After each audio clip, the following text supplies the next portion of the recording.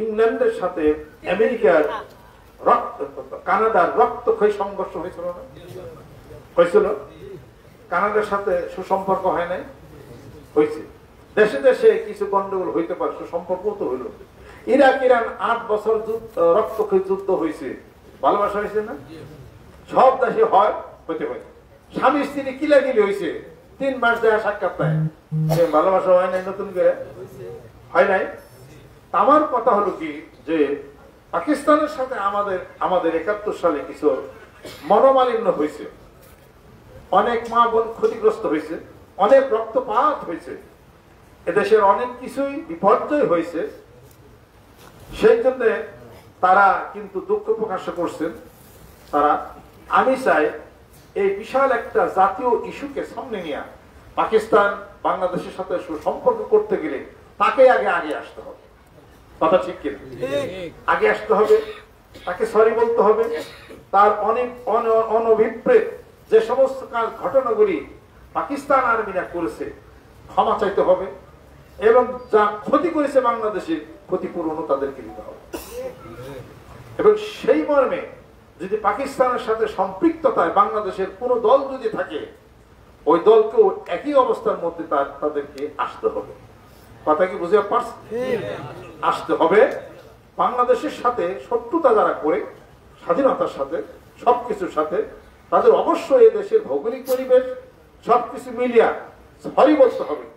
এবং শুধু তাই না, বিগত দিনগুলিতে যতগুলি ব্যাপারে আমরা ভারতকে দেখেছি, বাংলাদেশের সাথে সুসম্পর্ক প্রতিষ্ঠার লক্ষ্যে ভারতকেও সরি এবং ক্ষমা চাইতে হবে। তার কারণ এত হাজার মানুষ সে বর্ডারে মারছে, আমাদের সব লিস্টে আছে। বিপরীতে আমরা একটা ভারতে কোন নাগরিক আমরা মারি নেই।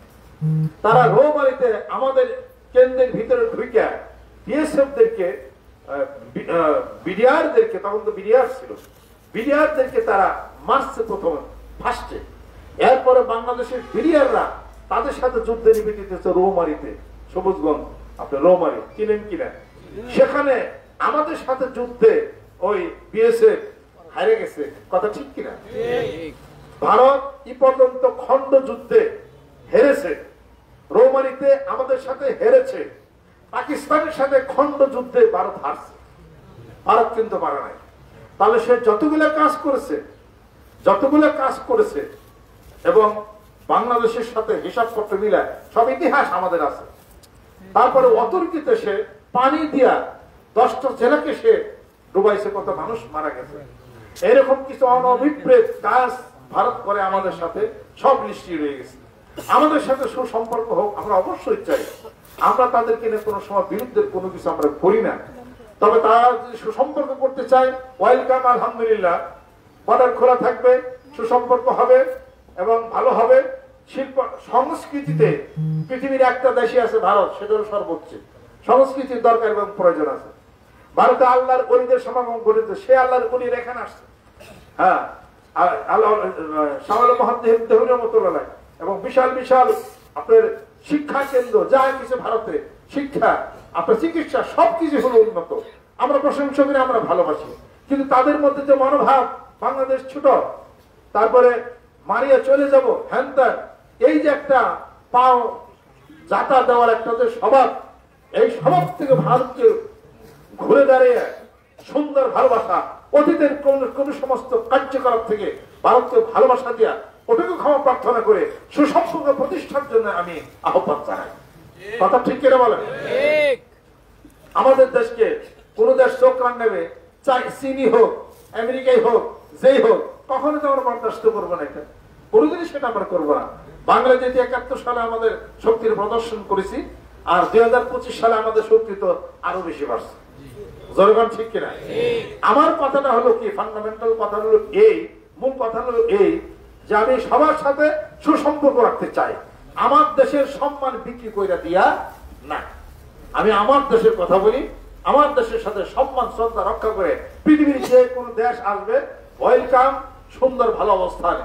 কিন্তু বাঙালিদেরকে নিষ্পেষিত করবে, মানুষ মনে করবেন না, আর পারিয়া কারবে, হ্যান্ডেল করবে, দুর্বিশুদ্ধ করবে, এটা কখনো বরদাস্ত পারবে না। যে কোনো দেশে হোক না কেন, হোক পাকিস্তান, হোক অন্য কেউ। অতএব অতীতের তিক্ততা ভুলে যায়, 71 সালের কথার সেই জিনিসটা ভুলে যায়, এটাকে সমাধান করে সুন্দর পরিবেশ আনতে হবে। কারণ পাকিস্তানের আপনার যারা আছেন, ডেলিগেটর আছেন, আমাদের দেশে আছে অ্যাম্বাসেডর, আমাদের দেশে অ্যাম্বাসেডর পাকিস্তানেও আছে, কথা ঠিক কিনা? সুসম্পর্ক তো আছে। একটা কথা নিয়ে যে এই যে মানসিক দূরত্ব, এই মানসিক দূরত্ব এটা ঘোষাইতে হবে এবং এই জন্য পাকিস্তানকে ভূমিকা রাখতে হবে। যেরকম সুবহানাল্লাহ, আমাদের দেশ দ্বারা যদি ভারত যদি ক্ষতিগ্রস্ত হয়ে থাকে, মায়ানমার ক্ষতিগ্রস্ত হয়ে থাকে, চীন ক্ষতিগ্রস্ত হয়ে থাকে, কাউরে মারছি, কাউরে কাটছি, কাউরে হ্যান্ডেল করছি, গুলি করছি, এরকম যদি কেউ হয়ে থাকে বাংলাদেশ অবশ্যই আমরা সেটা সুসম্পর্ক করব। আমরা সেই জন্য ক্ষমা প্রার্থী। ক্ষমা চাইলে মানুষ ছোট হয় না, বড়। সুবহানাল্লাহ। ক্ষমা চাইলে মানুষ বড় হয়। ভুল স্বীকার করলে চিরদিনের মতো এটা বন্ধ হয়ে যাবে, আর ভুল স্বীকার না করলে আজীবনে খেলে আগুন খালি জ্বলবে, কথা ঠিক কিনা? আমি বাংলাদেশের প্রতি হৃদয়তা নিয়ে আমার এই দেশে আমি রিক্সা চালাইতে ভালো মনে করি, আমার এই দেশে আমি ব্যানগাড়ি চালাইতে ভালো মনে করি, কারণ আমার দেশের মতো সুন্দর আর কোন দেশ হতে পারে না। যেরকম সুবহানাল্লাহ। এই দেশে যারা আছেন, সুখে আছেন, সমৃদ্ধ আছেন, আসেন আল্লাহ পাকের জিকির করি। পীর মাসের বুধবারের দিন তারা যে আলো দিচ্ছেন, আত্মশুদ্ধির ব্যবস্থা করে, হিংসা বিদ্বেষ পরিহার করে, আল্লাহর জিকির করে এবং নামাজ আদায় করে, হিংসা পরিত্যাগ করে আল্লাহর জিকিরে নামাজের মধ্যে মশগুল হয়ে যায়, ইনশাআল্লাহ তাআলা বাংলাদেশে একটা মাইল ফলক হবে মানিকগঞ্জ দরবার শরীফের নেতৃত্বে। জোরে জোরে কোন সুবহানাল্লাহ। আল্লাহ পাক আমাদেরকে যেন কবুল করে নেন, আল্লাহ পাক যেন রহমত করেন, বরকত আল্লাহ পাক যেন নাজিল করে দেন। আর ডিসেম্বর মাসের 24-25 তারিখ, আগামী 26 সালের ডিসেম্বর মাস বোধহয় 23 তারিখ হইব মনে হয়, জি ডিসেম্বর মাসের 24 তারিখে বিশ্ব ইজতেমা হবে মানিকগঞ্জ দরবার শরীফে। শরীয়ত, তরিকত, হাকিকত, মারিফত, জানা, মানা, বোঝা, মানবতা, চক্ষু বন্ধ করে ধ্যান, খেয়াল, আত্মশক্তির বিশ্ব ইজতেমা। জোরে জোরে সুবহানাল্লাহ। আমরা ভোটের জন্য মানুষের দেখাই না, আমি আমার অঙ্গ থেকে বহু মানুষকে আমার প্রোভাইড করি, বহু গরিব আর বহু জায়গার রাস্তাঘাট, ব্রিজ, কালভার্ট পর্যন্ত আমি করে দিচ্ছি। আল্লাহ যদি শক্তি দেয় আরো করে দিন ইনশাআল্লাহ। আমি দেশে শান্তি প্রতিষ্ঠা আমি করতে চাই, যে দেশের শান্তি আমরা চাই। জোরে জোরে সুবহানাল্লাহ। আল্লাহ পাক আমাদেরকে যেন কবুল মঞ্জুর আল্লাহ পাক যেন করে নেন। তবলিগ জামাতের সাথে কোনো দ্বন্দ্ব ক্লেশ নাই, কিছুই নাই। আপনার মানুষদেরকে দাওয়াত দিবেন, আসো জিকির করো, আসো বায়াত হও, আত্মশুদ্ধির ব্যবস্থা করো। এইটার মধ্যে আপনারা লাগান ইনশাআল্লাহ তাআলা। এইটা করতে করতে মানুষ বহুদূর আগে যাবো আমরা ইনশাআল্লাহ তাআলা। আল্লাহ পাক যেন কবুল করে নেন। দোয়া হবে, মুনাজাত হবে। আমাদের যে মুফতি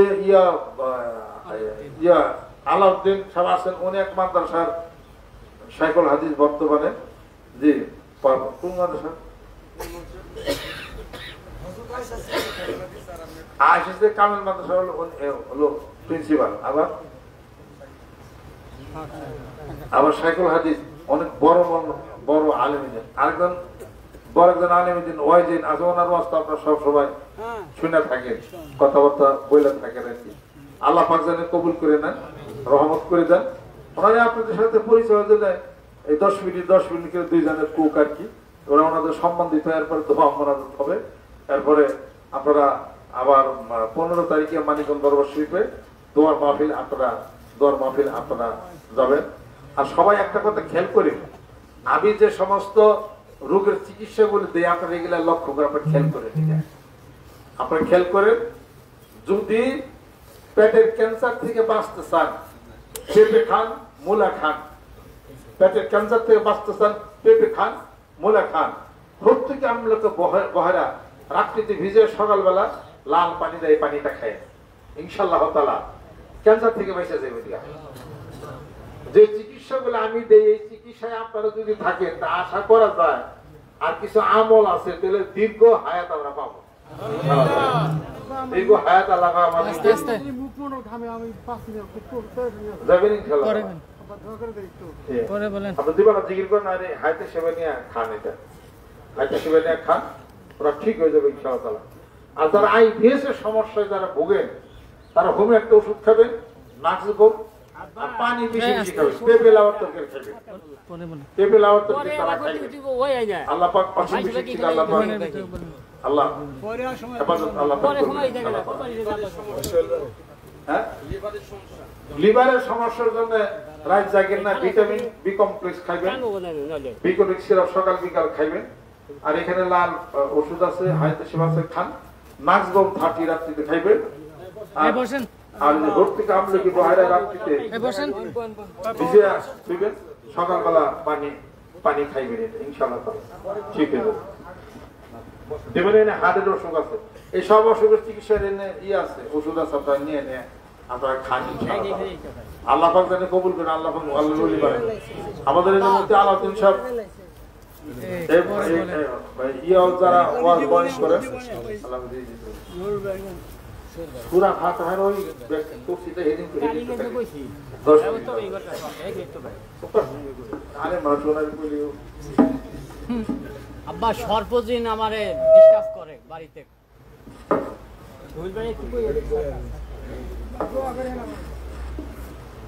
আব্বা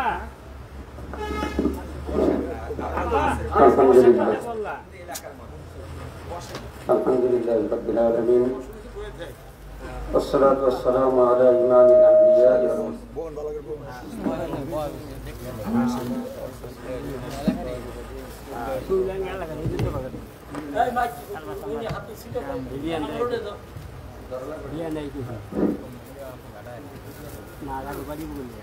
قال تعالى وكونوا مع الصادقين وقال تعالى اذكروا الله كثيرا لعلكم تفلحون। আল্লাহ তাআলা দরবারে অসংখ্য অগণিত শুকরিয়া। আল্লাহ তাআলা আমাদেরকে আখিরাতের নাজাতের জন্য একজন নাজাত প্রাপ্ত মানুষের দরবারে এসে হাজির হতে দান করেছেন, এজন্য বলি আলহামদুলিল্লাহ। পৃথিবীর সবচেয়ে বড় সম্পদ একজন নাজাতওয়ালা মানুষকে নাজাতের জন্য মাধ্যম বানানো। পীর ধরার ওয়াজ করেন, পীর ধরার এর চেয়ে বড় কোনো ওয়াজ নাই। একজন নাজাতওয়ালা কোরআন সুন্নাহওয়ালা একজন আলেম, একজন আল্লাহওয়ালাকে নিজের নাজাতের জন্য মাধ্যম বানানো।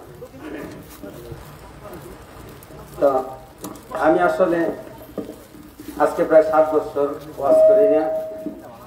হযরতের দরবার থেকে মানে মাঝে মধ্যে এমনি এসে দেখা করি, কিন্তু আমি ওয়াজ বলার সমস্যার কারণে ওয়াজ করি না। আমার 3-4টা প্রতিষ্ঠান, 3টা আমি পরিচালনা করি আর একটা সাইগুলা দিস। হযরতের কাছে দোয়া চাই, আমি ওষুধ পাতি চাই না, তো দোয়া চাই। আল্লাহ যেন আমার প্রতিষ্ঠানগুলো কবুল করেন এবং আল্লাহ যেন আমাকে এই দর্শ তদরিসের সাথে যেন শেষ নিঃশ্বাস মতো থাকার জন্য তৌফিক দান করেন। জন্য হযরতের কাছে তো হযরত বলছেন 10 মিনিটের ভিতরে সূরা ফাতিহা নিয়ে কিছু আলোচনা করা। আসলে আমি এই দরবারে অনেকদিন আগে সূরা ফাতিহা নিয়ে কিছু আলোচনা করেছিলাম। প্রায় 2 ঘন্টার আলোচনার পরে হযরতের জবান থেকে বলছিলেন আপনার আলোচনা কমপ্লিট হয় নাই। পরে নামাজের পরে আবার আলোচনা করছিলাম। এটা 10 মিনিট তো সম্ভব না। শুধু এত দূর নাজাতের জন্য আপনার আগে একটা বীজ বপন করা, এটা হলো একজন সাইকে কামিল ও মুকাম্মেল একজন মানুষের স্বর্ণাপন্ন হওয়া, তাকে মুরব্বী বানানো, নিজের পথ চলার জন্য তাকে রাহাবর তৈরি করা, 1 নম্বরে কাজ। এইটার পরে আপনার শুরু হবে, আপনার এখান থেকে তরিকতের শুরু হয়। তরিকতের শুরু এখান থেকে হয়। তরিকত কোনো মানুষ ছাড়া, আমার পীরের দরবারে লেখা কিতাব, মানুষ ছাড়া পায় না তারে মাথা কুটে মারে, অর্থাৎ যুক্তি তর্ক দিয়া শুধু আমলের উপর নির্ভর করে। কোরআন হাদিসের এবারতে পরিষ্কারই আছে, কোন ব্যক্তি আমলের উপর নির্ভর করে যদি নাজাত চায় এটা অসম্ভব।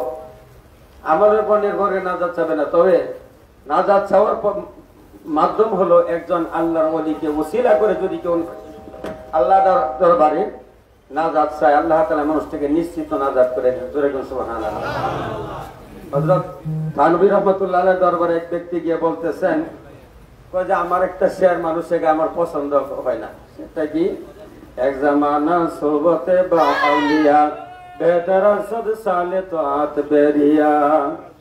পাকিস্তানের এক আল্লাহর ওলি থানভী রাহমাতুল্লাহ আলাইহির দরবারে বলছে যে সেটা আমার পছন্দ হয় না। এক মুহূর্ত কাল আল্লাহর ওলির দরবারে 100 বছরের ইবাদতের চাইতে উত্তম একটা অযৌক্তিক ওয়াজ আমার পছন্দ হয় না।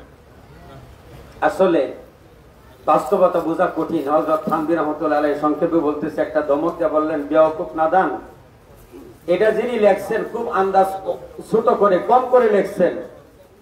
যদি আমি লিখতাম তাহলে আমি বলতাম এইভাবে যে এক মুহূর্ত কাল একজন আল্লাহওয়ালার দরবারে বসে তার চেহারা তাকিয়ে বসে থাকা লক্ষ বছরের ইবাদতের চাইতে উত্তম।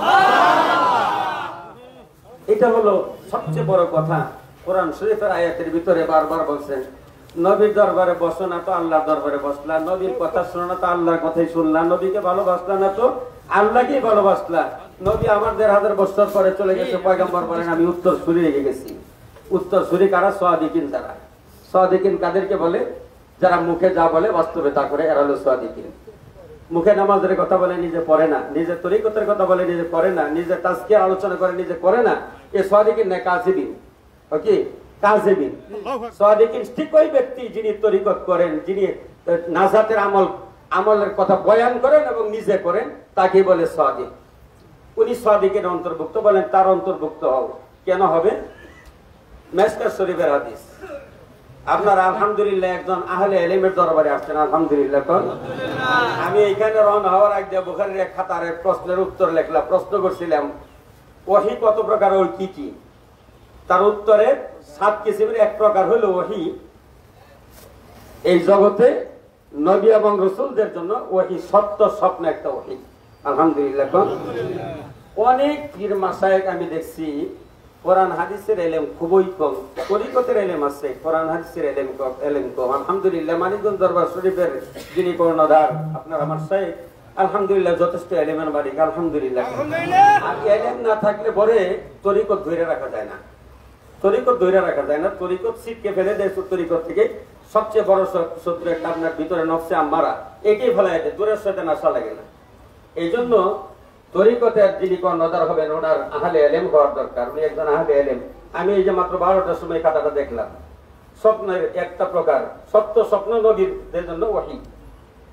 তা এই ওহী আল্লাহওয়ালাদের কাছে অনেক স্বপ্নও এমন হয় যে স্বপ্নগুলো নবীদের স্বপ্ন যেমন রাতের বেলা যা দেখেন তাই আল্লাহর ওলিদের স্বপ্ন ঠিক তাই হয় অনেক। কাজেই আল্লাহওয়ালাদের মাকাম অনেক ঊর্ধ্বের জগতে, এটা অনেক ঊর্ধ্বের জগতে। আল্লাহওয়ালাদের মাকাম অনেক ঊর্ধ্বের জগতে। এই দুনিয়াটা টিকে আছে কোন ওই যুক্তিবাদীর যুক্তির উপরে না, ধন সম্পদ টাকা বা টেকনোলজি কোন বিজ্ঞানের উপরে না, টিকে আছে আল্লাহওয়ালার মেজাজের উপরে। মানুষ দুনিয়াতে চলার দুইটা বস্তু লাগে, দুইটা বস্তু। একটা হলো আকল। আকল আমরা বা জ্ঞান যাকে বলে, একটা জ্ঞান। মানুষ দুনিয়াতে 2 রকমের কাজ করে, একটা দুনিয়াতে চলার জন্য দুনিয়াতে কাজ করে, এটার জন্য আকল বুদ্ধির দরকার। এটার জন্য আকল বুদ্ধির দরকার। আপনি কোথায় যাবেন আকল বুদ্ধির প্রয়োজন আছে। আখিরাতের কিছু কাজ আমার অনন্ত জগতে যে কাজগুলো শুধু যুক্তি তর্কের উপরে করা যায় না, বিনা যুক্তিতে, অর্থাৎ বিবেক এবং আবেগ দুইটা বস্তুকে বলা হয়। দুনিয়া চলতে হবে বিবেক নিয়ে, কঠিন ভাবে বিবেক সামনে রেখে দুনিয়াতে চলতে হবে। আখিরাতের কাজের বেলায় কোনো বিবেক নাই, একদম আবেগের উপরে। মানিকগঞ্জ দরবার শরীফে শুনছি আল্লাহর জিকির করো, হুমায়া করো, কোনো যুক্তি নাই, বিনা যুক্তিতেই করো। এখানে বিবেক নিয়ে তার কাজ হবে না। আরে 33 বার বলছি সুবহানাল্লাহ, 33 বার আলহামদুলিল্লাহ, 34 বার আল্লাহু আকবার, এটা বিবেকের ওই সমকের কতগুলো কথা। কিন্তু আবেগ নিয়ে যখন করবেন আপনার সময় ফুরাবে, জিকির ফুরাবে না, সময় ফুরাবে, দেখা শেষ হবে না, দেখা শেষ হবে না। দেখতে থাকলে এক সময় দেখতে দেখতে দেখবেন একটা ভালো একটা চেহারা এই দেখার ভিতরেই দেখা যায়। যে চেহারা দেখলে মানুষ অনন্তকালের জন্য নিজেই উজনি হয়ে যায়, নিজেই উজনি হয়। একটা উজনি মানুষের চেহারা দেখতে দেখতে এক সময় মানুষটা নিজেই উজনি হয়ে যায়। আমি আমার এই সাইকের দরবার থেকে আমি একদিন অনেক বছর আগে, এটা 2000 সালের পরের ঘটনায় আর কি, আমি একটা আলোচনা শুনছিলাম। সুবহানাল্লাহ, আলহামদুলিল্লাহ, আল্লাহু আকবার, এই লা ইলাহা ইল্লাল্লাহ জিকির গুলা কেন করবেন তার আলোচনা শুনছিলাম। এই জিকির গুলো পরবর্তীতে আমি কিতাবের সাথে মিল করে দেখেছি, কিতাবের সাথে 100% মিল। জোরে কোন আলহামদুলিল্লাহ। জিকির করবেন আমরা আপনার জন্য। কার জন্য করবেন? জিকির করবেন আপনার জন্য। আল্লাহর আপনার জিকিরের এত থেকে নাই। তাম দুনিয়ার সমস্ত মানুষগুলো যদি একটা বার আল্লাহর নাম, আল্লাহকে আল্লাহ বলে উচ্চারণ না করে, আল্লাহর আল্লাহ ইহা থেকে কম করবে? তাম দুনিয়ার সমস্ত মানুষগুলো একত্র শুধুমাত্র আল্লাহর জিকিরের ভিতরে লিপ্ত, মুরাকাবা মুশাহাদায়, আল্লাহর আল্লাহ হতে পারবে? কিছুই না, বাড়েও না, কমেও না। তাহলে কেন করবেন? তো করবেন আপনার নিজের জন্য। কেন করবেন? সুবহানাল্লাহ বলবেন। আপনার ভিতরে আপনি মানব কোলে জন্ম নিয়েছেন, আমি মানব কোলে জন্ম নিয়েছি, আমার ভিতরে গুনার নাপাকি আছে, পবিত্রতা দরকার। এই জন্য সুবহানাল্লাহ মানে আল্লাহর পবিত্রতা জিকির করে আপনার নিজের পবিত্রতার জন্য। আলহামদুলিল্লাহ প্রশংসা আপনার দরকার আছে। মানুষের ভিতরে অপ্রশংসিত হয়ে কবরে গেলে সমস্যা আছে। ভালো কাজ করছেন, দুনিয়া মানুষ খারাপ জানে। কবরে গেলে মানুষ সাক্ষী দিবে, দুনিয়াতে সাক্ষী দিবে লোকটা ভালো আছিল না, ভিতরে ভিতরে যদিও ভালো কাজ করছেন। এই জন্য মানুষের মুখেও প্রশংসা দরকার আছে। দুনিয়ার মানুষ যখন মানুষের প্রশংসা করে, পিছনে গুনাহ থাকলেও আল্লাহ বলে মাফ করে দিয়ে আমি তাকে জান্নাতি করে দেই, আমি তাকে প্রশংসিত করে দেই। সুতরাং লোকটার জন্য আমার প্রতিটা মানুষের জন্য কিসের দরকার? প্রশংসিত হওয়ার জন্য আমলের দরকার। সেই আমলটাই শিখেছেন আপনার শেখ আলহামদুলিল্লাহ। আল্লাহু আকবার। আপনার বড়ত্বের দরকার আছে, বড় ছাড়া কোথাও পজিশন নাই, জায়গা নাই, ছোটদেরকে ধাক্কা দিয়ে চড়াই দেয়। বড় হওয়ার দরকার আছে, দুনিয়ার মানুষের মাঝে বড় হওয়ার দরকার আছে, ফেরেশতার কুলের ভিতরে ফেরেশতার দরকার আছে বড় হওয়ার আল্লাহর দরবারে। বড় হবেন কি দিয়ে? তার মেডিসিন আপনার সাহেব হয়েছেন, জিকির করেন আল্লাহু আকবার। পৃথিবীর মানুষ, আপনি রাস্তায় চলবেন, আপনাকে ছাড়া পৃথিবীর কেউ কিছু বুঝবে না।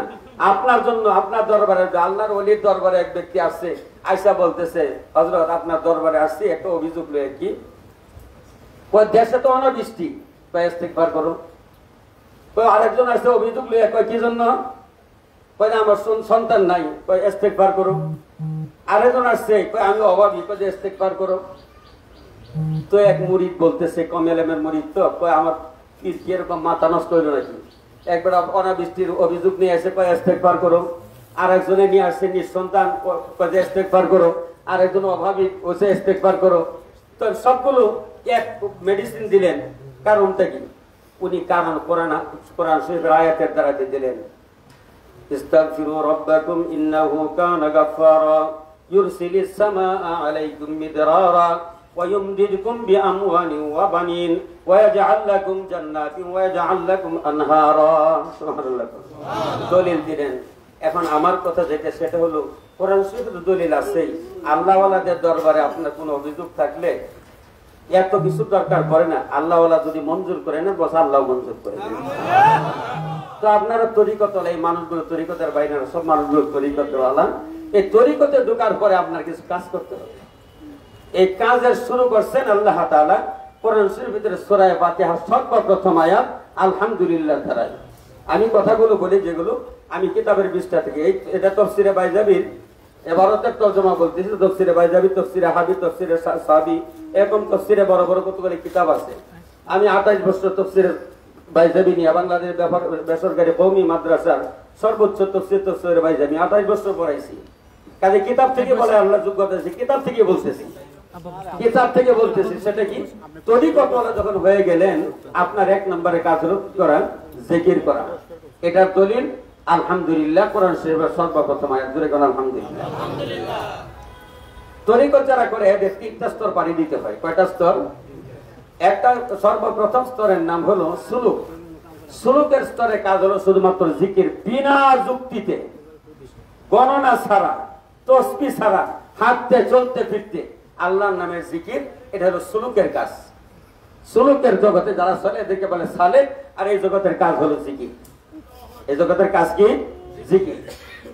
এরপরে এই জগৎ পাড়ি দিলে সংক্ষিপ্ত আলোচনা করছি। এরপর পরবর্তী যে স্তরটা আছে, তাফসীরে হাবি, সাবি, বাইজাবি খুলে দেখেন, পরবর্তী স্তরের নাম হলো উরুফ। এই স্তর পর্যন্ত পৌঁছলে লোকটা হয় আরেফ। এই জগতের কাজ হলো মুরাকাবা। এই জগতে কাজ কি? মুরাকাবা। এর পীরের দরবারে, বড়দের দরবারে বড় আলোচনা করা যায় না, শুধু নামটা কইলাম। এটা আমার শাইখের দরবার থেকে বুঝে নিবেন কারে কয়। অনেক বড় কাজ, 100 বৎসরের জিকির, 1 মুহূর্তের মুরাকাবা। এই মুরাকাবার ওজন অনেক বেশি, জোরে সুবহানাল্লাহ। এরপরে যখন মুরাকাবার জগৎ যখন পাড়ি দিবেন, আল্লাহ তাআলা এই ব্যক্তির মুরাকাবা করতে করতে করতে করতে এই ব্যক্তির সামনে একটা মাকাম খুলে দেন। এই মাকামের নাম হলো মাকামে উসুল, এই মাকামে মুশাহাদা। এই মাকামের নাম, এই মাকামের নাম কি? মাকামে মুশাহাদা। এটাকে আবার 2 স্তরে বিভক্ত করা হয়েছে, 2 ভাগে বিভক্ত করা হয়েছে। এই উসুলকে 2 ভাগে বিভক্ত করা হয়েছে, সায়ের ইলাল্লাহ আর একটা হলো সায়ের ফিল্লাহ। এই স্তরটাকে দুই ভাগে, অর্থাৎ মুশাহাদার জগৎকে 2 ভাগে বিভক্ত করেছেন কিতাবওয়ালা। একটা স্তরের নাম সায়ের ইলাল্লাহ, অপর স্তরের নাম সায়ের ফিল্লাহ। সায়ের ইলাল্লাহর ভিতরে থেকে যখন আল্লাহর বান্দা যখন মুরাকাবা করে, তখন আল্লাহ এবং বান্দার ভিতরে কিছু না কিছু দূরত্ব তার ভিতরে থেকেই যায়। কিন্তু কিতাবওয়ালা বর্ণনা করেন, এই মুরাকাবা করতে করতে আল্লাহ তাআলা তাকে একটা নিয়ামত দান করেন, যে নিয়ামতের দরজায় পৌঁছার পরে বান্দা এবং মাওলার ভিতরে মাঝখানে কোনো ফরক থাকে না, দুটা মিলে এক হয়ে যেতে হয়। এটা হলো উসুল ফিল্লাহ। এই স্তরের নাম উসুল ফিল্লাহ, মুশাহাদার দ্বিতীয় স্তরের সর্বোচ্চ স্তর। আর এই জগৎগুলো যদি আপনি পীর মুর্শিদ ব্যতীত নিজে যুক্তি আর তর্কের আগাইতে যান, শয়তান আপনাকে পথভ্রষ্ট করে জাহান্নামের তলায় ঢুকাই দিবে। কারণ এটা অত্যন্ত সেনসিটিভ জগৎ। মুরাকাবা মুশাহাদার ভিতরে যায় আবার দুই স্তরে বিভক্ত হইয়া পৌঁছবেন। আপনারা জানেন মুশাহাদার জগতে জিকির করতে করতে মুরাকাবার মাধ্যমে জিকিরের মাধ্যমে ফানার জগতে পৌঁছে। ফানার জগতে পৌঁছার পরেই আল্লাহ তাকে ছেড়ে দেন না, আবার আল্লাহ চান এই বান্দাকে আবার বাকার স্তর পর্যন্ত পৌঁছার জন্য। ফানার পরে আর বাকা যদি অর্জন করেন, এই ব্যক্তি দুনিয়ার জগৎ থেকে চলে যাবে। আল্লাহ তাআলা হাসরের ময়দানে নবী এবং রাসূলদের সাথে এক পাল্লা থেকে হুজুর করবেন, এক ময়দানে এদেরকে হাজির করবেন। তো আমি আসলে কয়েক ঘন্টার আলোচনা খুব সংক্ষিপ্ত আকারে কয়েক মিনিটের ভিতরে করলাম। তো আল্লাহ তাআলা তৌফিক যদি দান করেন, কোন সময় লম্বা আলোচনা ইনশাআল্লাহ করা যাবে। আমি আসছি আমার শাইখের কাছে কিছু দোয়া নেওয়ার জন্য। অনেকদিন যাবত আসি না, ব্যস্ততার ভিতরে থেকে 4টা প্রতিষ্ঠান দোয়া চাই হযরতের কাছে, আল্লাহ যেন কবুল করেন। তো আমি 4টার প্রিন্সিপাল হিসেবে 4টা পরিচালনা করে আর একটা শাইখুল্লাহ দিয়েছি। আল্লাহ তাআলা যেন এই সবগুলো আল্লাহ কবুল করেন, সকলে বলে আমিন। হযরতের কাছে দোয়ার জন্য আছে। আর আমার অসুস্থতা আছে, আমার বিবি অসুস্থ, হাইপার টেনশনে স্ট্রোক করছেন, তুরিয়া অবস্থায় এক সাইড অবস্থা হয়ে গেছে। বয়স আমার চেয়ে অনেক কম, কিন্তু অবস্থা হয়ে গেছে। আমি যখন বিয়ে করি আমার বয়স প্রায় 26 রাখবো, আমার 13 বছর, বয়স অনেক ব্যবধান না। অথচ উনি হাইপার টেনশন থেকে উনি স্ট্রোক করে আছেন। তো দাওয়া চাই না, দোয়া চাই। আল্লাহ ওয়ালাদের দাওয়া লাগে না, দোয়াই যথেষ্ট। আপনারা যারা আমাকে হুড়াহুড়ি করেন, দাওয়া সবচেয়ে বড় হলো দোয়া। সবচেয়ে বড় কি? দোয়া। আরেকটা কথা বলে শেষ করে দেই। আল্লাহর পয়গম্বর হাদিসের ভিতরে বলছেন, ওয়ালিয়ানি মিনকুম ওয়ালিয়ানি মিনকুম উলুল আহলামি মিনকুম, তোমাদের মধ্য থেকে যারা আহলে ইলম, তোমাদের মধ্য থেকে যারা সামনের জগতে অগ্রসর, কাছে তারা বসবে। আর কাছে বসার পরে আমি সবচেয়ে বড়, আমি বসে কিছুক্ষণ বসে আছিলাম, যে জিনিসটা মাইন্ড করলাম, বসে আছি পীরের একদম সামনে, মুখের কাছে বসে ঘুম পাড়তেছি। দুই ব্যক্তির কপাল নষ্ট। কয় ব্যক্তির? দুই ব্যক্তির কপাল নষ্ট। তার এক ব্যক্তি আপনার শরীয়তের মাসালা শিকার ক্লাসে বসে ঘুম পারে, প্রশ্ন করে না, বুঝার চেষ্টা করে না, ঘুম পারে চোখ বন্ধ করে, ওর কপালে এলেম নাই। তরিকতের জগতে আইসে সাইকের চেহারা থেকে মুখ ফিরাইয়া অন্য দিকে নেই, ঘুম পারে, নিজ দিকে চলে থাকে, দিল যা শুনে না। এই দরবারে আবার প্রশ্ন করা যায় না। শরীয়তের জগতে প্রশ্ন ছাড়া আগানো যায় না, তরিকতের জগতে প্রশ্ন করলে আর আগানো যায় না। বিনা প্রশ্নে যুক্তিতে যাহাই আসুক বা না আসুক, তারে বাকা রাকিয়া সদ খুদ মগির গেরসে বাসদ দর্ণ বিস্তান শেরশির। সাইকের সামনে বসে পশ্চিম কালে জবান চক্ষু বন্ধ করে বসে থাকা নাই, যতক্ষণ বসে থাকবেন চেহারায় তাকায় থাকবেন, চেহারায় তাকায় থাকুন। এই চেহারা সেই চেহারা নয়, এই চেহারা সেই চেহারা। এই চেহারায় তাকায় থাকলে নিয়ে যাবে এই চেহারা একদিন ওই চেহারার কাছে, সারা পৃথিবীর মানুষ সারা জনম সাধনা করে মরে। আল্লাহ এই পর্যন্ত এই চেহারার উসিলায় আল্লাহ তাআলা আমাদেরকে তৌফিক দান করে, সকলে বলে আমিন।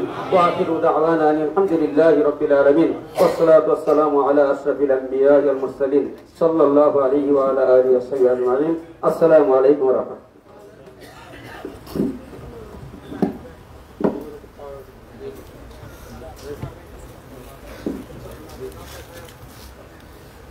উনি তো অনেক ব্যস্ততার মধ্যে আইসা একটু সময় দিয়েছেন, আলহামদুলিল্লাহ।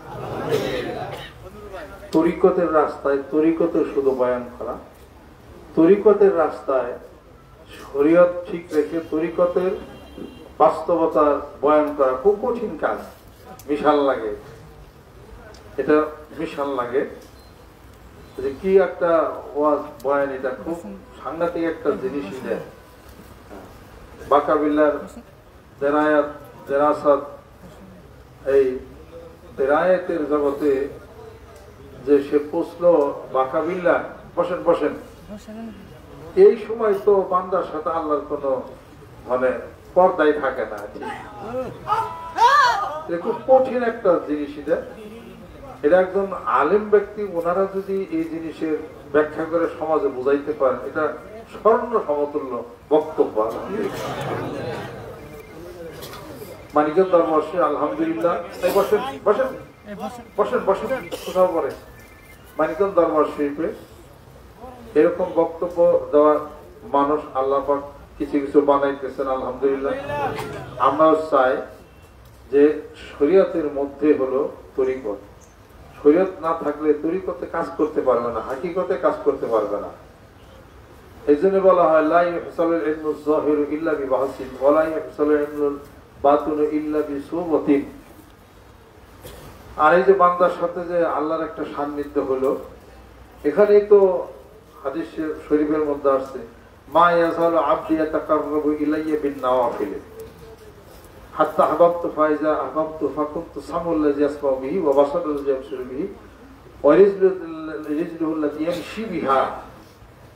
আমার বান্দা নফল ইবাদত করতে করতে এমন একটা পর্যায়ে পৌঁছে যায়, যখন আমার বান্দাকে আমার প্রিয় পাত্র বানায় নেই, তো তার সাথে আর আধ্যাত্মিক জগতে, রুহের জগতে কোনো আর ফরক থাকে না। তার চোখ বান্দার চোখের সাথে মিলিত হয়ে যায়। আল্লাহর কুদরত, কুদরত শব্দ ব্যবহার করতে হবে। আর আল্লাহ পাক বলেন আইনামা তুওয়াল্লু ফাসাম্মা ওয়াজহুল্লাহ, যেদিকে ফেরাও আমার কুদরতের চেহারা, এটা ব্যবহার করতে। কুদরতের চেহারা চতুর্দিকে আছে। তাহলে এগুলা তো তরিকতের জায়গায় খুব একটা দুরূহ আলোচনা। আলেম সমাজ যদি এই আলাপ আলোচনা যদি আমাদের সাধারণ মানুষের মধ্যে যদি একটা একটা করে বোঝান, এটা সবচেয়ে বড় ওয়াজ এটাই হবে।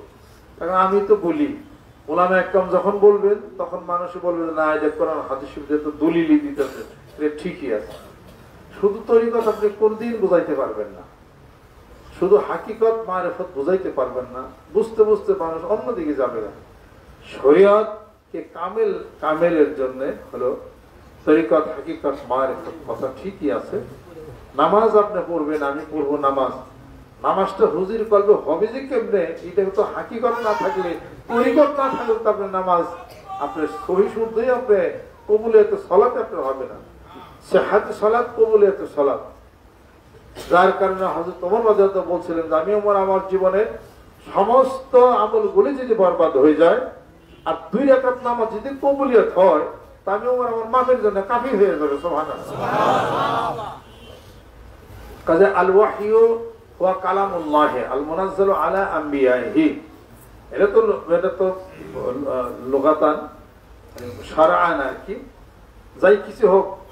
এই যে মানুষের সত্য স্বপ্ন যেটা আছে রুইয়া সালেহা, রুইয়া সালেহা, এই সত্য সাধারণ মানুষের স্বপ্নের মধ্যে এটা কোনো ওহী না। নবীদের স্বপ্ন হলো ওহী। এটা আপনি যে স্বপ্ন যেটা আল্লাহ পাক দেখাবেন, যেটা এই স্বপ্নের মাধ্যমে অনেক ডিরেকশন, অনেক কিছুই কিন্তু হবে। এটা সত্য কথা। এই জিনিসটা এটা নবুয়তের 40 ভাগের 1 ভাগ। সুবহানাল্লাহ। কোন কোন হাদিস আছে 46 ভাগের 1 ভাগ। আপনার এখতিয়ার হবে না, এটা এখতিয়ারের বাইরেই এটা হবে। কোন কোন সময়, পরের কথাটা বলার জন্য মাইকটা ধরছি, কোন কোন সময় উনি বিস্তারিত বলতে পারেন না সময়ের জন্য। কোন কোন সময় স্বপ্নটা, কোন কোন সময় সত্য স্বপ্নটা এত প্রচন্ড গতি হয়, তার কলবের শক্তি বাইরে গেলে এটা জাগ্রত অবস্থাও সে দেখবে। জাগ্রত অবস্থা দেখবেন, তবে তার চোখ কোনো কাজ করবে না, তার মাইন্ড কোনো কাজ করবে না, তাকিয়ে রয়েছে। এই অবস্থা একটা ঘটনা ঘটে যাবে, কিন্তু ইচ্ছা করে যে কিছু পারবে এটা সে পারবে না। এখতিয়ারের বাহিরে, এখতিয়ার হলো বেএখতিয়ার, এটা তার কন্ট্রোলে থাকবে না, কিন্তু এটা কাজ সে হয়ে যাবে। সর্বোচ্চ হয়তো 7-8 সেকেন্ডের মধ্যে এই জিনিসটা হয়ে যায়। আপনার জিকির করার কারণে কলবের ফেরাসতের যে আলোটা, লাইটটা আছে, এটা যত বেশি শক্তিশালী হবে, স্বপ্নে তত বেশি আপনি দেখা শুরু করবে। এটা আরো শক্তিশালী হলে জাগ্রত অবস্থায় দেখবেন, এবং সেটা এই চোখের মাধ্যমেই দেখবেন। তাকিয়ে রয়েছে, কিন্তু আমি ইচ্ছা করে যে এই গাছের থেকে নজরটা আরেক গাছে নিবেন, তা পারবেন না। আপনি চাই রয়েছেন, চোখের মধ্যে দিয়ে সেই কাজ ঘটনা করতে থাকেন, পাইবেন ইনশাআল্লাহ তাআলা। পাইবেন। আপনার মধ্যে আর একটা মানুষ আছে, রুহের মানুষ, সেই মানুষ কিন্তু ভিতর থেকে বের হয়ে যায়, আবার ভিতরে আসে, তবে চাইই থাকে, কথা বলে না। কথা তো বলবে না, কথা কেমনি করে বলবে? একটা হলো আপনার জীবাত্মা, আপনার পরমাত্মা, আপনার ভিতর থেকে যে বের হয়ে গেল, ওটা তো আপনার কথা বলার সেই বাকশক্তি তার নাই। ওরা আপনার ভিতরে ঢুকবে, মানুষের ভিতরে জাহির পরে কথাটা আপনার হবে, দেখবেন শুধু খালি আসবে, আবার চলে যাবে, নিজের ভিতরে আবার ঢুকে যাবে। এটা হলো রুহের মানুষ। আখির মনে আবার সবকের মধ্যে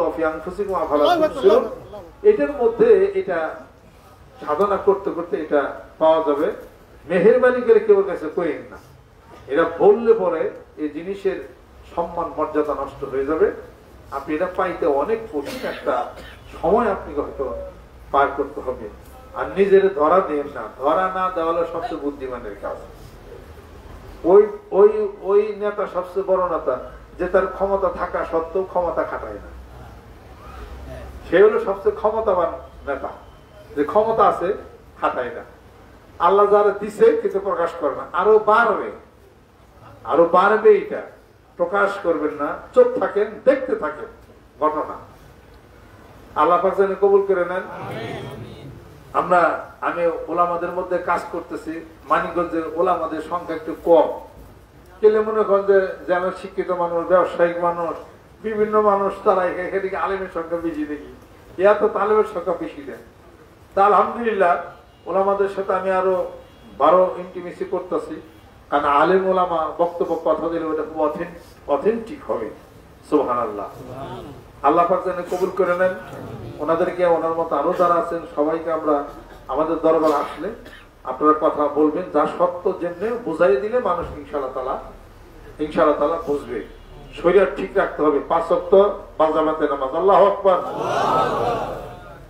আপনাদের যে ব্যক্তি জামাতে নামাজ আদায় করে না, ওই ব্যক্তি কবরে গেলে মাটি চাপ দিবে, হাদিস শরীফ। ওই ব্যক্তি কবরে গেলে মাটিতে চাপ দিয়ে তাকে সুতার মতো করে ফেলবে। নামাজ পড়ছেন ওই সওয়াবও পাইবেন, আবার জামাতে নামাজ পড়েন না কবরে চাপ দিব, এটা আপনাকে পাইতে হবে। খুব সাবধান। বাস রাদিয়াল্লাহু আনহু যখন নুরুল আনোয়ার মধ্যে পড়ছে, উনি যখন ইন্তেকাল হয়ে গেলেন, কবরে আল্লাহ নবী সাল্লাল্লাহু আলাইহি ওয়াসাল্লাম, এটা কার কবর? কবরে আযাব হচ্ছে। মাস রাদিয়াল্লাহু তাআলা আনহুকে একদম জরুরত সাহাবী, আল্লাহ নবী সাল্লাল্লাহু আলাইহি ওয়াসাল্লাম যার জানাজা উপস্থিত, এই 70,000 ফেরেশতা যার জানাজার মধ্যে নাযিল হয়েছিল, পরে তারা মাটিতে চাপ দিয়ে সুতার মতো করে ফেলছে। আল্লাহ নবী সাল্লাল্লাহু আলাইহি ওয়াসাল্লাম একটা খেজুরের কাঁচা ডাল গেড়ে দাও, তাতে তার শাস্তি তাখফীফ করা হবে, কমিয়ে দেওয়া হবে। তবে খোঁজ নিলেন যে কেন, দেখলেন উনি বড় জুব্বা পড়তেন এবং দুম্বা পালতেন। এই দুম্বা থেকে উনি প্রস্রাব থেকে অনেক সময় সতর্কতা অবলম্বন করতে পারতেন না, প্রস্রাবের সিটা ফোটা দুম্বার মধ্যে সালা। আল্লাহ নবী সাল্লাল্লাহু আলাইহি ওয়াসাল্লাম ইস্তিনজাহু আনিল বাউল, প্রস্রাব থেকে তোমরা সতর্কতা অবলম্বন করো। এই কারণের জন্য সাহাবী ওনারই শাস্তি হয়েছিল। বুঝতে হবে কিন্তু এটা, আপনি আমি কি এরকম সতর্কতা আপনার আমার অবলম্বন করতে হবে। এটা যেন মনে না আসে বয়াত করে দিছি পিড়েই পানি করে নেব, আমি তো যাবো আমার কবরে, আমি তো শুধু লাস্তা আলাইহি মুসাইকি, আমি তো শুধু আপনাকে লাইন বলে দিছি, আপনি আমল সব ঠিক করে আপনার কবরের হিসাব আপনাকেই করতে হবে। ওই আপনাকে নিজেকে সেই হিসাবপত্র আপনি দিতে হবে। এটা তো নিজেরই হিসাবপত্র করতে হবে, আমি তো শুধু খালি বলে দিছি। অকুল্লুহুম আতিহি ইয়াউমাল কিয়ামাতে ফারদা, প্রত্যেকের আল্লাহ পাকের কাছে একাকী তার হিসাবের জন্য তাকে দাঁড়াইতে হবে, ওখানে আর কোনো লোক থাকবে না। এটা যেন মনে না আসে যে আমি পারি করে নেব, তা না। তবে আপনার ভালো আমলগুলি, জীবনে ভালো নেক আমলগুলি মৃত্যুর সময়, তখন কিন্তু শয়তান তার ঈমানটা নিয়ে যায়। ভালো নেক শক্তিশালী আমল এবং শক্তিশালী মানুষের সাথে একটা মহব্বত রশির বান্ধবী থাকে, আপনার এই আমলগুলি তখন ওই শয়তান ঈমান নিয়ে যাইতে পারবে না। এই শক্তিশালী জিকিরের আমাদের আমলগুলি আপনি দেখবেন যে ডান দিকে আপনার সেই আমলগুলি এসে একটা সুরূপ তুলে দাঁড়িয়ে গেছে, এবং বলতেছে বাম দিকে এটা তো শয়তান, এটা শয়তান, তোমার মা না, এটা পেশাবের পেয়ালা, তুমি ছেড়ে তুমি আল্লাহ পাকের জিকির করো। এই তো ইমান, আর আপনার ইমান নিতে পারবে না। কিন্তু আপনাকে আমল শক্তি হইতে হবে এবং বায়াতের রশির বন্ধন আপনাকে লাগাই রাখতে হবে। এই জিনিসটা কিন্তু সাংঘাতিক একটা জিনিস। আল্লাহ পাক যেন কবুল করে নেন, রহমত আল্লাহ পাক নাজিল করে দেন। আমাদের ওই যে মৌলানা সাহেব আসছেন, একজন মৌলানা সাহেব, এই 10 মিনিটের মধ্যে অনেক তো দেরি হয়ে গেছে, 10 মিনিট একটু কথা বলে। একটা প্রশ্ন, জি আমি সেলিম রেজা, একটা কলেজের শিক্ষক। জি তো আমি আপনার দাওয়াত পাইছি অনেক, কিন্তু আজকে প্রথম আসা।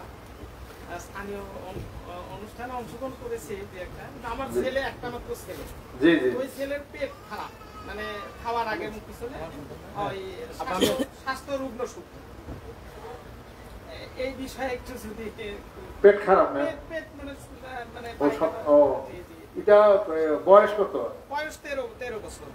একটা হলো ওষুধ দিয়ে চিকিৎসা, ওষুধ ছাড়া চিকিৎসা। ওষুধ এখানে কি পাওয়া? আচ্ছা, পেট খারাপের কোনো ওষুধ অ্যালোপ্যাথিকে নাই। একটা আগে ছিল ইমোটি, গেল। তারপর হলো ফ্লক্সাবিট গেল, তারপরে আপনার ম্যাট্রিডিজাজল গেল। এগুলো দিয়ে মোটামুটি ঠিক করা হয়, কিন্তু সারা না কোনো দিন। হয় না। অ্যালোপ্যাথিকের কোনো ওষুধ নাই। এরপর আমার সাথে যদি হয় সেক্টিডাল ডিএস, তারপরে আয়ুর্বেদিক ওষুধ আছে, কুটোজারিস্ট আছে। তবে পেটের অসুখের জন্য একটাই ওষুধ, সেটা হলো হোমিও, যেটা সবচেয়ে ভালো কাজ করবে। নাক্সভোম 30, নাক্সভোম 30 রাত্রিতে খাবেন, হোমিও ডাক্তারের কাছে আপনারা কিনে নিন, এটা খাবেন। আর তাকে কোনো ডাইল দেওয়া, গোস্ত, ডিম, দুধ টোটালি সব খাওয়া বন্ধ করবে। শুধু কাঁচকলা দিয়া, চিকন চাউল ভাত দেয়া, জাওয়ার আইন দেয়া, হালকা একটু হলুদ দিয়া, কাঁচকলা দিয়া এই জাওয়ার আইন দেয়া খাওয়াবেন আপাতত। আর ওই খাওয়াবেন, ওই যে নাক্সভোম হোমিও ওষুধটা খাবে। আর এই বোতলের আয়রনের পানি খাবে, বোতলের কেনা পানি খাবে, সারাদিন পানি খাবে। আর আমি যা বললাম কাঁচকলা দিয়া, এটা দিয়ে খাবে। কাঁচকলা দেওয়া, জাওয়ার আইন দেয়া, এটা 3 বেলায় খাবে। আর ওই নাক্সভোম খাবে, আর পানি বেশি বেশি খাবে, পানি বেশি বেশি খাবে। আর এমনি পেঁপের তরকারি দিয়া, ওই যে ছোট মুরগি দিয়া ঝোল করে রাখেন দেয়, কম ঝাল দেয় খাওয়াবে, ঠিক হয়ে যাবে ইনশাল্লাহ। পানি কেনা পানি খাওয়াবেন, যেটার মধ্যে আয়রন নাই। ও সকালবেলা উঠে পানি খাবো, কোনো কথা নেই, আবার পানি খাবো, পানির উপরে থাকবে। তাছাড়া অন্য কোনো ওষুধই দেয় নাই দেয়।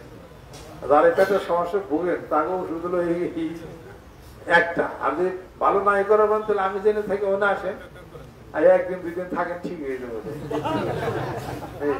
পেট পাশে কয়েকদিন মারলে ঠিক হয়ে যাবে, এত তা যাবে, সাইডে যাবে ইনশাল্লাহ। আল্লাহ রহমত করতে। আমার পেটের অসুখ আছে ছোটবেলার থেকে, আমি পেটের রুগী, আল্লাহ পাক সারছে গেল।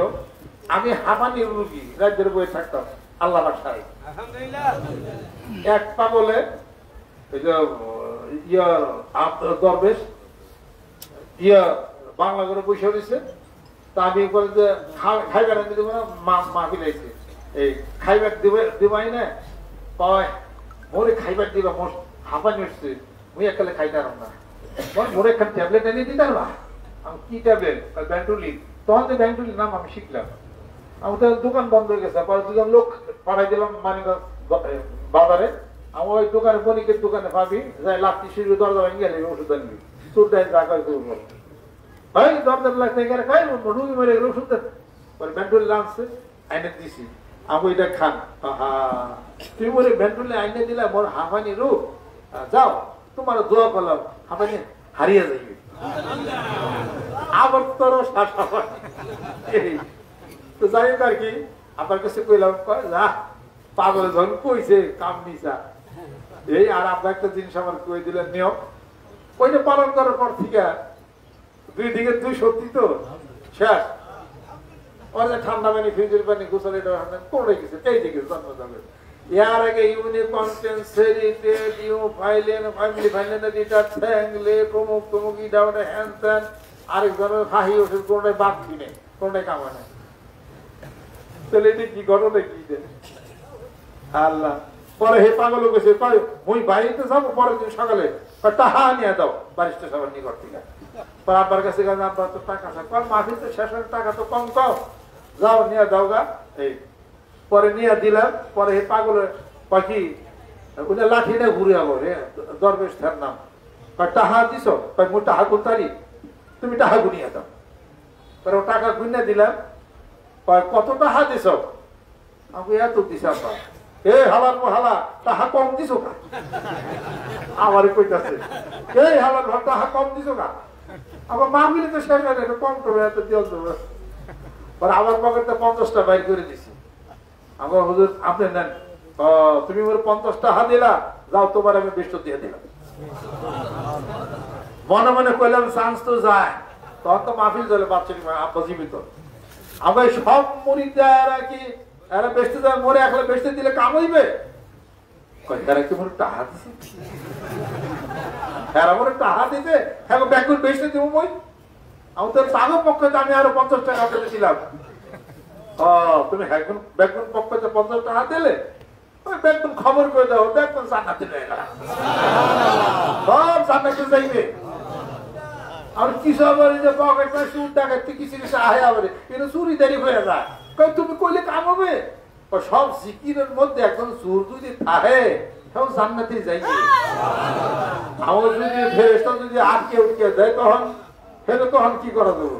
এই ফেরেশতা আটকাইবে, মোর লাঠি দেখছো, হয়তো লাঠির সামনে উপরে মোর লাঠি দেখছো, এই মোর লাঠি লইয়া জাহান্নামের দরজার সামনে দাঁড়িয়ে থাকবো। ফেরেশতারা যদি জাহান্নামে যাইতে চায় লাঠি দিয়ে ভইয়া ফেরেশতাকে চামড়া উঠাই দেব পিঠে, ফেরেশতাকে চামড়া উঠে পিঠে। আমার কাছে কইলাম ওইবারে আরে পাগল যেরকম খেলা দেয়া যা কোনটা যে গলায় হাসার বাজে কইব কেন আমার কাজে কিন্তু পাগলের খেলা তো কোন সময় কি কওয়া যায় না। ওই যে আমার ভাইয়ের শ্বশুর আমাদের মাহবুব দারোগা সব বাণীগঞ্জ আসলো, উনি আবার ডিউটিতে গেছে, ওই রাস্তার এক কোনায় বাইল দোষে পাগল একটা খাড়াই রয়েছে। পাগল কি খাও? খাবি না? কয় না তুমি কি দেখি দাও? কয় খা, জীবন খাস তাই। পরে আমার তালের হাত পাত্তর গেছে দিছে, কিসমিসের মধ্যে কি দিল 2-3টা দিল, কয় জীবনও তা খাই নাই। কয় খাইলি তো না আমারে খাওয়া হেলবি? কয় পারো। কয় কালকে খাসির গোস্ত দিয়া খাসির কলিজা দিয়া পোলাও রান্না দি আমার খাওয়াবি যা। আরে এখন যা খাইস না। পরে গাড়ি করে পুলিশ মানুষ তো নিয়ে আসে পড়ছি। সকালবেলাটা বড় কইছে এই খাসির কালির কলিজা আনছে রান্ধব। আমার মা সব করতেছে মেহমান কে রাখবো? কয় কোনো মেহমান না বুঝবা না। কইবা তো কে রাখবো? কি কি রান্ধব খালি? কথা কয় আছে খাসির কলিজা রান্ধব।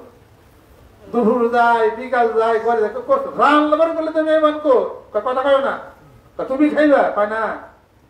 সন্ধ্যা হয়ে গেল, রাত 10টার সময় সেই খেতে বাইন্দা বুঝলে কোন যে যায় কি করে কারে কি দেয় হেরে বাইন্দা বুঝলে 12টার সময় আবার হেনে আছে আমার তালে সবাই হাজির হয়েছে।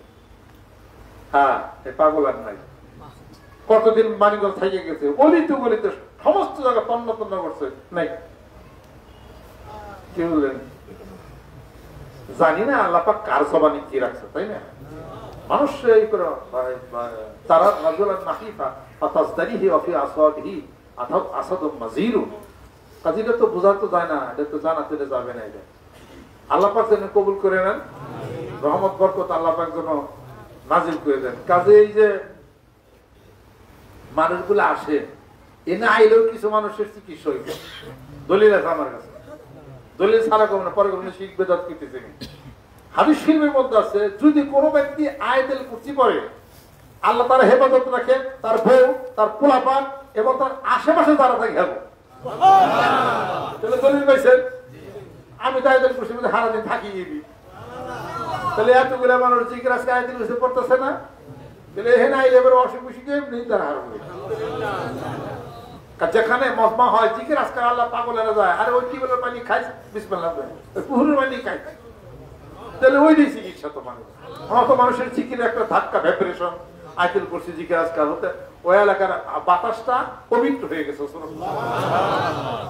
এখানে মনে করেন একটা এখানে যদি একটা কুত্তা মারা যদি থাকতো 6 দিনের গন্ধ করতো না? মনে করে কেন গন্ধ করতো? এত কুকুর মারা আছে, যখন সরে ফেলা হবে তখন কি গন্ধ হবে? তাহলে গন্ধ হওয়ার কারণ হয়েছে যখন আল্লাহর জিকির হয় তখন জান্নাতের সুবাস বয়, আয়াতুল কুরসি হয় তখন নিরাপত্তার সুবাস বয়, সুবহানাল্লাহ। কাজে এই জিকির নিরাপত্তার বাতাসটা তো ভালো বাতাস, ফাঁকে গেলে বাতাস খারাপ, তাহলে এখানে আইলে সুস্থই। আর জিকির করলে তো কথাই নাই, অসুখ বিসুখ তোর কি এর অসুখ, আল্লাহ জিকির করেন। আপনি জিকির করেন কার? অসুখ দিছে কে? জিকির করেন কার? আল্লাহ অসুখ সারাইব, বিশ্বাস হয়? এর ইমান না লাগবো, এটা অসুখ সারি দেবো ইনশাআল্লাহ তাআলা। জোর কথা বেশি বেশি বিসমিল্লাহির রহমানির পরে সূরা ফাতিহা পড়ে, আল্লাহ পাকের জিকির করেন, বাস শেষ ইনশাআল্লাহ তাআলা। আর অসুখ বিসুখ যারা এমনি শরীরের বিষবাত সমস্যাগুলো সামনে মলম আছে, নিয়ে শরীরে ডলে দেন, রাহে শিবা আছে, তারপরে লাল ওষুধ আছে, খাওয়ান, ঠিক হয়ে যাবে ইনশাআল্লাহ তাআলা। আল্লাহ পাক যেন কবুল করে নেন, রহমত বরকত আল্লাহ পাক যেন নাজিল করে নেন। আর 10 মিনিট সময় আমাদের মৌলানা সাহেবের দেই। ডক্টর আব্দুল মজিদ সিরাজ, আমরা একই সাথে পড়াশোনা করছি পাবনা আলিয়া পুষ্পরা আলিয়া মাদ্রাসায়। যেই হুজুর হেই হুজুর চলে গেছেন, বসেন, ইন্তেকাল করছেন আমাদের আনোয়ার আল্লাহ হুজুর, ওনার কাছে তাফসীর বাইজারি শরীফ। এই একটু সময় বেশি নিলেও খিদা লাগছে কার কার? আল্লাহু আকবার। দেখছেন সবকিছু মিলে বিশা কথাটা বুঝলো, লাগলেও কইব না আর কি, এইগুলো কথা। আরে ভদ্র ভদ্র মানুষ, সুবহানাল্লাহ। এই আমার মুফতি আলাউদ্দিন তারাতে খাওয়া হাদিয়া, মুফতি আলাউদ্দিন সাহেব বলি, যখনই কোনো মাহফিল আপনার আজীবনের দাওয়াত, এখানে হোক যেখানে হোক, আপনি এরকম করার হাদিস শরীফ দেয়া তরিকতের রাস্তা সুন্দর ভেঙে ভেঙে কথাগুলো বললে, কথাগুলো খুব যুক্তিসম্মত এবং খুব আনুষঙ্গিক কথা হবে আলহামদুলিল্লাহ। এগুলো অনেক দরকার এবং প্রয়োজন। আমি এত কয়ে সারা পারি না, আমি কে এত জানি না। আলহামদুলিল্লাহ, তো আমাদের তবারক আছে, আপনার সবাই তবারক নেই। 10 মিনিটের ভিতরে উনি দু একটা কথা বলবেন। 15 তারিখে মানিকগঞ্জ দরবার শিবে দোয়ার মাহফিল, সুবহানাল্লাহ। পিতা মাতা আত্মীয় স্বজন আপনি যা দোয়া করছে, আপনার দোয়ার সাথে কয়েক লক্ষ কয়েক কোটি বার দরুদ সালাম একসাথে হয়ে যাবে। আমি তো কত হাজার বার করে ফেলছি। আমি ঘুম থেকে তো সূরা ফাতিহা শুরু করি, সূরা ইখলাস শুরু করে আস্তাগফিরুল্লাহ পড়তে পড়তে ঘুম থেকে ওঠে। আলহামদুলিল্লাহ হেনা বাদাম আমাদের ওয়াইলাহি তসবিহটা তো পড়ি, পড়ার পর আস্তাগফিরুল্লাহ শুরু করে দেয়। শুনলেন না হুজুরের আস্তাগফিরুল্লাহ তাফসীর করলেন? আস্তাগফিরুল্লাহ একটা হলো ইসমে আযম, মনে রেখে আস্তাগফিরুল্লাহ একটা ইসমে আযম। এটা কিতাবের মধ্যে মেলায় পড়তে পড়তে যায় পাইবেন না। আস্তাগফিরুল্লাহ ইসমে আযম, আল্লাহু ইসমে আযম, এগুলোর ব্যাখ্যা বিশ্লেষণ আছে। আস্তাগফিরুল্লাহ পড়লে কিন্তু ইসমে আযম হবে। ইসমে আযম দিয়া কাজ করা যায়। মানুষের ক্ষতি করার কোনো কাজ আপনি কইলেন না, তবে কিছু কাজ কিরকম হয় দুনিয়ার ক্ষেত্রে আমি কিছু অ্যাপ্লাই করছি। মানুষের ক্ষতি করুন না, এমন জিনিস করুন যেটা নাকি সমস্যা নাই, সেইটা। তো সেইটা 2-3টা জিনিস উপরে অ্যাপ্লাই করছি, তাতে কাম হয়েছে। বোঝা গেল যে এটা পাওয়ার আইসে। আবার বলছে যে সাবধান, কোনো সময় কোনো মানুষের ক্ষতির জন্য কখনই করবে না।